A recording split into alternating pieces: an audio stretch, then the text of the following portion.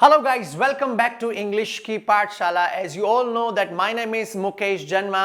सबसे पहले आज की क्लास स्टार्ट करें उससे पहले यदि आप में से किसने अब तक ये YouTube चैनल सब्सक्राइब नहीं किया है तो आप सबसे पहले YouTube के सर्च इंजन में लिखें मुकेश जन्मा और चैनल को सब्सक्राइब करें और बेल आइकन को भी क्लिक करें so you can get the notifications in future. साथ में ही टाइटेनियम का जो पेज बना हुआ है titanium education of English language private limited के नाम से, आप उसको भी लाइक करके जुड़ सकते हैं, वहां पर क्वेश्चन पूछ सकते हैं.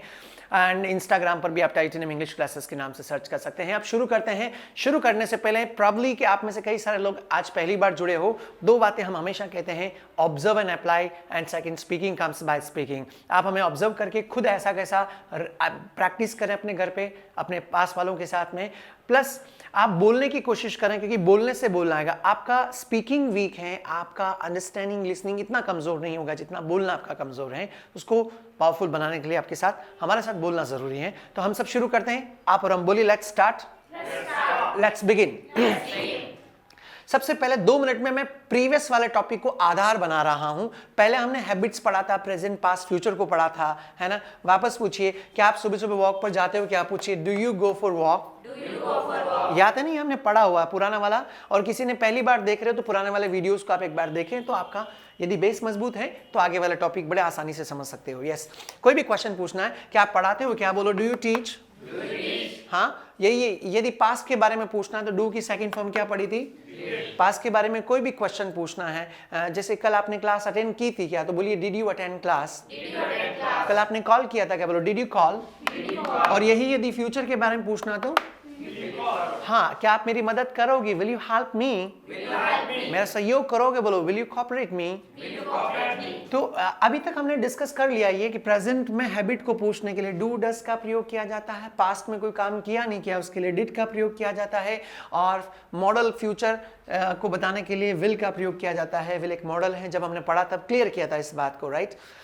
ये तीनों ही डू डिड विल आपके सामने ये 3 वर्ड्स हैं, ये टाइम बता रहे हैं. आप ही मुझे बताइए कि ये जो डू है ये कौन सा टाइम बताता है, प्रेजेंट का टाइम बताता है, और ये जो डिड है ये कौन सा टाइम बताता है, और विल है वो कौन सा टाइम बताता है. इसलिए चूंकि ये टाइम बताते हैं डू डिड विल, इसलिए इसे हम कहेंगे TW. क्या TW मीन्स टाइम वर्ड्स. ऐसे वर्ड्स है जो टाइम बताते हैं. यदि मैं आपसे पूछूं कि ऐसा कौन सा वर्ड है जो पास्ट का टाइम बताता है तो क्या बोलोगे आप. ऐसा कौन सा वर्ड है जो फ्यूचर का टाइम बताता है, और ऐसा कौन सा वर्ड है जो प्रेजेंट का टाइम बताता है. इसीलिए इसको टाइम वर्ड्स कहते हैं. उसके बाद किसी भी व्यक्ति से आप कोई भी क्वेश्चन पूछ रहे हो, है ना, किसी भी टेंस में प्रेजेंट पास्ट फ्यूचर, तो टाइम के अनुसार तो आप टाइम वर्ड का चयन करोगे. उसके बाद जिस व्यक्ति से बात कर रहे हो उसको हम बोलते हैं सब्जेक्ट. क्या स्कूल से पढ़ते हुए आ रहे हैं, सामने वाले व्यक्ति या कोई भी जो जिसके व्यक्ति के बारे में बात कर रहे हैं, उसके बाद आखिरी जिस काम के बारे में जिक्र कर रहे हैं उसको हम बोलते हैं एक्शन. क्या तो सही ग्रामेटिकल तरीके से बात करने के लिए सबसे पहले टाइम वर्ड्स, उसके बाद सब्जेक्ट, उसके बाद क्या आता है, एक्शन आता है. ओके, लेकिन ये तो बात तय है, हम पढ़ चुके हैं. अब आपके दिमाग में एक नई इमेज बिठानी है अगले टॉपिक को समझने से पहले, कि किसी भी सेंटेंस में डू डिड विल जहां टाइम वर्ड्स आ रहे हैं, सुनेगा ध्यान से, है ना. किसी भी सेंटेंस में जहां पर do did will time words आ रहे हैं उस सेंटेंस में एक्शन जरूर से आएगा ही आएगा. You got it. किसी भी सेंटेंस में यदि टाइम वर्ड आ रहा तो क्या आएगा, एक्शन. रिवर्स इमेज, यदि एक्शन आ रहा तो भी क्या आएगा, टाइम वर्ड्स आ रहा तो क्या आएगा, एक्शन आ रहा तो क्या आएगा, टाइम वर्ड्स आ रहा तो क्या आ रहा है, एक्शन नहीं आएगा तो क्या नहीं आएगा, टाइम वर्ड्स भी नहीं आएगा यदि एक्शन नहीं आ रहा. और क्यों नहीं आएगा वो 2 मिनट के बाद हम डिस्कस करेंगे, राइट. यदि टाइम वर्ड्स नहीं आएगा तो क्या आएगा वो भी 2 मिनट के बाद डिस्कस करेंगे. बट उससे पहले आपसे एक क्वेश्चन पूछ रहा हूं, ध्यान से सुनिएगा. ऐसे वर्ड्स जिनकी 3 फॉर्म होती हैं उसको स्कूल में हम कहते हुए आए हैं एक्शन. टीच, टॉट, टॉट, कम, कैम, कम. जिनकी 3 फॉर्म होती है उसे हम क्या कहते हैं. अब मैं मेरे हिसाब से एक नई कैटेगरी बना रहा हूं जो अमूमन आपको बुक्स में नहीं मिलेगी, राइट. कि ऐसे वर्ड जिनकी 3 फॉर्म होती है उससे तो हम कह रहे हैं एक्शन. बट उसका क्या, ऐसे वर्ड जिनकी 3 फॉर्म नहीं होती है, सुन रहे हैं आप, ऐसे वर्ड्स जिनकी 3 फॉर्म नहीं होती हैं उन्हें एक नया नाम दे रहा हूं, नॉन एक्शन. क्या याद रख पाओगे ये बट ये जिक्र बार बार चलेगा. आज मैं सिर्फ इंट्रोडक्शन दे रहा हूं, डिटेल में हम नेक्स्ट क्लास में पढ़ेंगे, राइट. कि ऐसे वर्ड जिनकी 3 फॉर्म होती है उसे हम क्या बोलते हैं, और ऐसे वर्ड जिनकी 3 फॉर्म नहीं होती उसे नॉन एक्शन. क्लियर.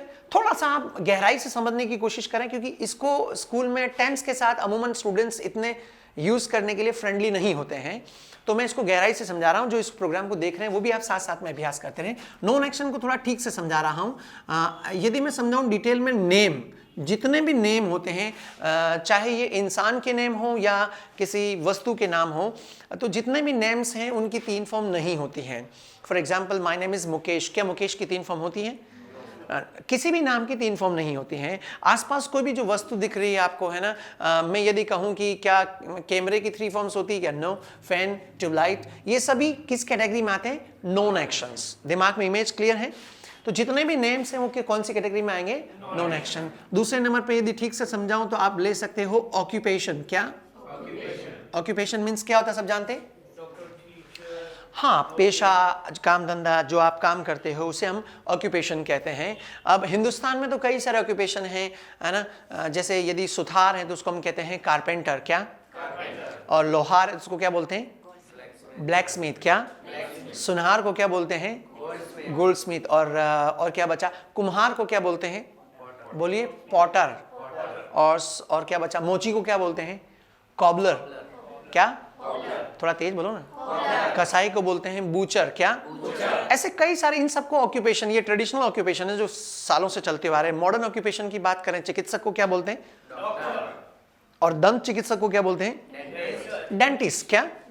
तो इंजीनियर, डॉक्टर, टीचर, है ना, ये सारे ऑक्यूपेशंस के अंतर्गत आते हैं। लेकिन मेरा क्वेश्चन है कि जितने भी ऑक्यूपेशंस है, चाहे वो फार्मर है, गोल्डस्मिथ है, ब्लैक स्मिथ है, बूचर है, कॉबलर है, इन सभी की 3 फॉर्म होती क्या? तो ये एक्शन की कैटेगरी में आते हैं, नॉन एक्शन। मैं सिर्फ थोड़ी इमेज को वास्ट बनाने की कोशिश कर रहा हूं आपके दिमाग में। जितनी ज्यादा बड़ी इमेज होगी, ज्यादा लंबे समय तक आप याद रख पाओगे, राइट। तो जितने भी ऑक्यूपेशन है वो कौन सी कैटेगरी में आते हैं? नॉन एक्शन, राइट, जिनकी 3 फॉर्म नहीं होती। थर्ड नंबर पे एक और ले लेते हैं हम, रिलेशंस। क्या? जितने भी रिलेशंस हैं, father, mother, brother, uncle, sister, उन सभी की 3 फॉर्म होती है क्या? तो वो कौन सी कैटेगरी में आते हैं? Comfortable. And the fourth one, एक और हम क्या ले लें, क्वालिटी ले लेते हैं। ओके, ऐसे वर्ड्स जो क्वालिटी बताते हैं, हालांकि आगे जाके टॉपिक पढ़ेंगे, ऐसे वर्ड जो क्वालिटी बताते हैं उनको हम एडजेक्टिव्स कहते हैं, है ना, qualifying words of noun and pronoun. But ऐसे वर्ड जो क्वालिटी बताते हैं, जैसे सभी के अंदर कुछ ना कुछ क्वालिटी होती हैं। She is intelligent, she is brilliant, right, वो बहुत शक्तिशाली है, ही इज़ माइटी। तो ये जो वर्ड्स है ना, माइटी, इंटेलिजेंट, ब्रिलियंट, ये सभी क्वालिटी बताने वाले वर्ड्स हैं, राइट। तो जो ऐसे वर्ड जो क्वालिटी बताते हैं, ये मैं जो वर्ड्स यूज़ कर रहा हूँ, ब्रिलियंट, वीटी, इन सभी की 3 फॉर्म होती है क्या? तो ये भी कौन सी कैटेगरी में आता है? नॉन एक्शन में आता है। एक आखिरी और ले लेते हैं 5th नंबर पे, ऐसे वर्ड जो कंडीशन बताते हैं, हालांकि वो भी इसके अंतर्गत ही आएगा, है ना। ऐसे वर्ड जो कंडीशन बताते हैं, चूंकि आगे अलग टॉपिक आएगा इसलिए मैं समझा रहा हूँ। ऐसे वर्ड जो कंडीशन बताते हैं ना, वो भी नॉन एक्शन की कैटेगरी में ही आते हैं। कंडीशन कैसे? इंसान की अलग अलग कंडीशन होती है, कभी कोई कॉन्फिडेंट होता है, कभी कोई नर्वस होता है ना, कभी कोई हैप्पी होता है, कभी कोई सैड होता है, अनहैप्पी होता है। तो ये वर्ड्स कंडीशन बताते हैं। कभी कोई लेथार्जिक होता है, सुस्त होता है ना। तो ये वर्ड्स कंडीशन बताने वाले हैं। ये एक्शन है या नॉन एक्शन है? मैं सिर्फ इमेज को मजबूत बना रहा हूं कि ऐसे वर्ड जिनकी 3 फॉर्म नहीं होती उसे हम क्या बोल रहे हैं? ऐसे वर्ड जिनकी 3 फॉर्म होती है उसे हम क्या बोल रहे हैं? यहां तक क्लियर है? श्योर। अब हम आगे बढ़ते हैं, सुनिएगा ध्यान से।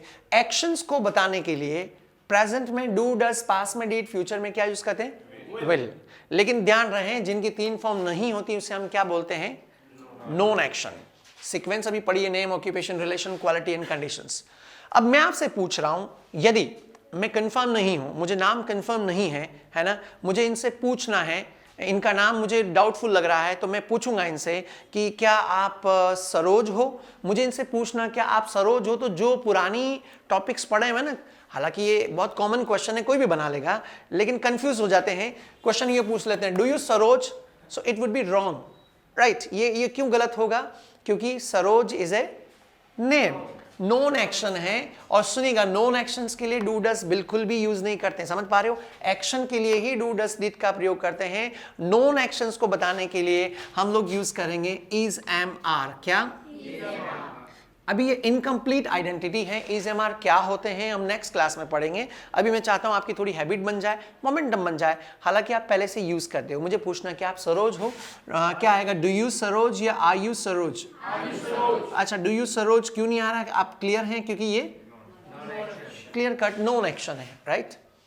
किसी का भी नाम नहीं पता, कई बार लोग हमसे भी आके पूछ लेते हैं, मार्केट में घूम रहे, अच्छा आप मुकेश सर हो क्या? डू यू मुकेश सर या आर यू मुकेश सर?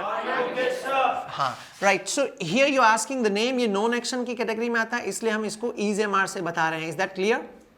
चलिए आगे बढ़ते हैं, आप ही मुझे पूछोगे. Next occupation. यदि आपको मेरा ऑक्यूपेशन पूछना है कि सर क्या आप टीचर हो, बोलिए डू यू टीचर या डू यू टीचर. रॉन्ग होगा? डू यू टीचर रॉन्ग है. क्यों है रॉन्ग?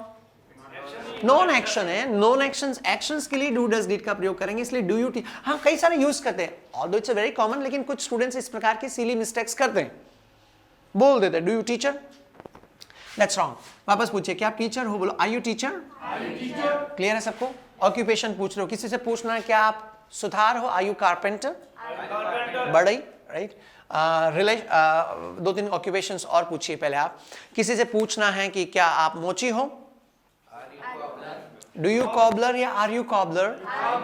बढ़ाइए, आर यू कॉबलर. क्या आप कसाई हो, आर यू बूचर. क्या आप माली हो, आर यू गार्डनर. कंफर्टेबल हूं तो बोल देगा हाँ मैं माली हूं, बोलो आई एम गार्डनर. मैं माली नहीं हूं, बोलो I am not gardener. Comfortable. मेरा दोस्त है बाहर, वो गार्डन में बैठा, वो माली है, बोलो ही इज गार्डनर. अच्छा, ये तो आप बोल रहे हो he is a gardener, question पूछना था, इज आगे लाओ. क्या वह माली है, बोलो इज ही गार्डनर. नहीं है, ही इज नॉट गार्डनर. तीन चार क्वेश्चन पूछेंगे फटाफट फटाफट. रेडी? क्या वह आपका दोस्त बाहर बैठा हुआ, क्या वह कुम्हार है, जो मटके बनाता है ना? पूछिए इज ही पॉटर. है तो आप बोलोगे हाँ सर वो कुम्हार है, ही इज पॉटर. नहीं, कुम्हार नहीं है वो. गर्ल्स की आवाज कम आ रही, बोलो he is not Potter. Comfortable. ये हमने क्या यूज किया? ऑक्यूपेशन. रिलेशंस, जैसे कोई अंकल खड़े हैं, पूछना है सर वो आपके अंकल हैं क्या, तो डज ही योर अंकल या इज ही योर अंकल. अब यहाँ कई सारे हिंदी मीडियम स्टूडेंट्स ज्यादा कंफ्यूज हो जाए, हालांकि डिफिकल्ट नहीं है, लेकिन फिर भी मैं चाहता हूँ कि कमजोर से कमजोर स्टूडेंट्स को ऐसे उठाया जाए. क्या वो आपके अंकल है, बोले इज ही योर अंकल. क्या वो आपके फादर है, क्या वो आपका ब्रदर है. ओके. क्या आपकी वो सिस्टर है. हाँ, ये गड़बड़ हर क्लास में होता है. इज ही योर सिस्टर या इज शी योर सिस्टर. क्या वो आपके आंटी हैं, क्या आपकी मदर हैं. Okay. No no, she is not my mother. Okay. Next, quality पूछना किसी से भी, है ना? क्या तुम शक्तिशाली आदमी हो, डू यू माइटी या आर यू माइटी. अच्छे वर्ड से अभी स्लाइड में और लिखवाऊंगा, बोलो आर यू माइटी. हाँ मैं थोड़ा शक्तिशाली हूँ, आई एम माइटी. नहीं यार, मैं शक्तिशाली आदमी नहीं हूँ, आई am not mighty. Right. Quality पूछनी तो ऐसे पूछना, सब में इजेमार ही यूज करेंगे. ये फर्स्ट पार्ट है, सेकंड पार्ट में ज्यादा डिटेल में पढ़ेंगे. लास्ट है कंडीशन. किसी की कंडीशन पूछनी, बताया था कोई कॉन्फिडेंट, कोई नर्वस, कभी कोई हैप्पी, कभी कोई सैड. इनकी कंडीशन पूछिए. क्या आप नर्वस हो, क्या डू यू नर्वस या आर यू नर्वस. श्योर. क्या आप कॉन्फिडेंट हो, आर यू कॉन्फिडेंट. हाँ बिल्कुल, आई एम कॉन्फिडेंट. आपका भाई वो नहीं आ रहा, क्या वो कॉन्फिडेंट है, बोलो इज ही कॉन्फिडेंट. क्या वो नर्वस है, से is he nervous. Yes sir वो नर्वस है, बोलो ही इज नर्वस. नर्वस तो नहीं है, बोलो he is not nervous. Clear है सबको? वापस रिपीट कर रहा हूं. ऐसे वर्ड जिनकी तीन फॉर्म होती है उसे हम क्या कहते हैं, और ऐसे वर्ड जिनकी तीन फॉर्म नहीं होती उसे. दोनों को मैंने अलग कैटेगरी में डिवाइड कर लिया. नेक्स्ट क्लास में बिल्कुल क्लियरली हम समझ पाएंगे टेंस के साथ. अभी मैंने प्रेजेंट में ही बताया, पास्ट फ्यूचर मॉडल्स के साथ हम नेक्स्ट क्लास में पढ़ेंगे. ओके. तो जो जिनकी तीन फॉर्म नहीं होती, non action, name, occupation, relation, quality, conditions, ये वर्ड्स मैं और लिखवाऊंगा, आप ऊपर रखिए और सेंटेंसेस बनाएं, ज्यादा कंफर्टेबल बनाने की कोशिश करें. राइट. आपको भी स्लाइड लिखवाऊंगा, उसमें सेंटेंस बनाना भी है और बोलना भी है. और जो इस प्रोग्राम को घर पे देख रहे हैं, आप सभी के लिए इंस्ट्रक्शंस हैं कि बहुत बारीकी से समझाएं. और ये अमूमन आपको जो ग्रामर की बुक्स में इस तरीके से नहीं मिलेगा, है ना? तो आप इसके ऊपर ज़्यादा प्रैक्टिस करें. मैं अभी स्लाइड डिस्प्ले करूंगा, उसमें और वर्ड्स दे रखे हैं इन सभी से रिलेटेड. तो आप यहाँ से इन वर्ड्स को ऊपर ब्लैंक स्पेस में रखकर सेंटेंस बनाएं. नॉन एक्शन, आज से हमने टॉपिक चेंज किया है. अब तक हम एक्शन यूज करते थे, अब नॉन एक्शन के ऊपर आज टॉपिक चेंज हुआ है. तो आप सभी ऐसे ही जैसे मैं बता रहा हूँ चेंज किए टॉपिक पर सेंटेंस बनाएं, ताकि नेक्स्ट जो पार्ट है, अभी हम प्रेजेंट में यूज कर रहे हैं, पास्ट में जाएंगे, फ्यूचर में यूज करेंगे नॉन एक्शंस को. ये अमूमन टेंसेस में नहीं पढ़ाया जाता है, या आता भी है तो इसका बहुत कम पिक्चर बन पाती है उन बुक्स के आधार पर. मैं इसकी बहुत मजबूत पिक्चर बनाने की कोशिश करूंगा आपके दिमाग में. लेकिन अभी मैं स्लाइड डिस्प्ले कर रहा हूं. So this is a slide. आप उसको लिखिए, स्लाइड को देखेंगे, स्लाइड में लिखा हुआ है ऊपर नॉन एक्शन फॉर्मूला लिख रखा है, नीचे वोकैब दे रखी, name, occupation, relations, quality and condition. So this all about the slide. In words को खुद सर्च करें यदि आपको कोई डिफिकल्टी आ रही है. आप लोग भी इसके ऊपर सेंटेंसेस बनाएंगे और ज़्यादा सेंटेंसेस बना के अभ्यास करेंगे, राइट. और आप लोग प्लीज़, आपको रोज रोज समझाया जा रहा है कि speaking comes by speaking and you all have heard that practice makes man perfect. English is a game of practice. So what do you do? Try more and more. आप कोशिश करें बोलने की. आपको शुरू में बताया गया था टीवी में से वर्ड्स रिपीट करना है. रिपीट जरूर करना, क्योंकि हिंदी या जो भी आपकी भाषा बोल रहे हो उसका कल्चर बना हुआ है. इंग्लिश में आपको कल्चर बनाने के लिए बोलना पड़ेगा, बहुत ज़्यादा बोलना पड़ेगा, तब जाके स्लोली आपकी कल्चर में आएगी लैंग्वेज. ना कि आप मुझे सुनकर समझकर वापस वही चीज़ें बोलो जो हमेशा के लिए बोलते हुए आ रहे हो. इसको रूटीन में लाएं. और हाँ, क्वेश्चंस की कमी है. कुछ लोग अच्छे क्वेश्चंस पूछ रहे हैं लेकिन कुछ लोग नहीं पूछ रहे हैं. सो यदि कोई भी क्वेश्चन हो आपको YouTube के कमेंट बॉक्स में, आप Facebook के कमेंट बॉक्स में, Instagram के कमेंट, कहीं पर भी पूछिए, वहीं पे क्वेश्चन पूछिए, जवाब आपको मिलेगा. कोई यदि फ्रेंचाइज के लिए इंटरेस्टेड है तो लास्ट में आपको ईमेल आईडी मिलेगी, आप वहां पर भी. इवन हम स्कूल के वर्कशॉप्स लेते हैं, टीचर्स ट्रेनिंग प्रोवाइड करते हैं, टीचर्स को असिस्टेंस प्रोवाइड करते हैं एडवांसमेंट के साथ में. उसके लिए भी किसी को इंक्वायरी हो तो यू आर मोस्ट वेलकम. अक्सर प्राइवेट स्कूल में हम लोग टीचर्स ट्रेनिंग के वर्कशॉप्स रखते रहते हैं. 1 day training, 2 days training as per requirement, right. आज के लिए इतने काफी. बोलिए इट्स इनफ. मिलके अच्छा लगा, बात करके अच्छा लगा. Nice talking to you. मिलते हैं अगली क्लास में. See you in the next class. बोलो guys, see you in the next class. आप देखते रहिए इंग्लिश की पाठशाला, सीखते रहिए, पूछते रहिए. See you in the next class. Till then, चाओ.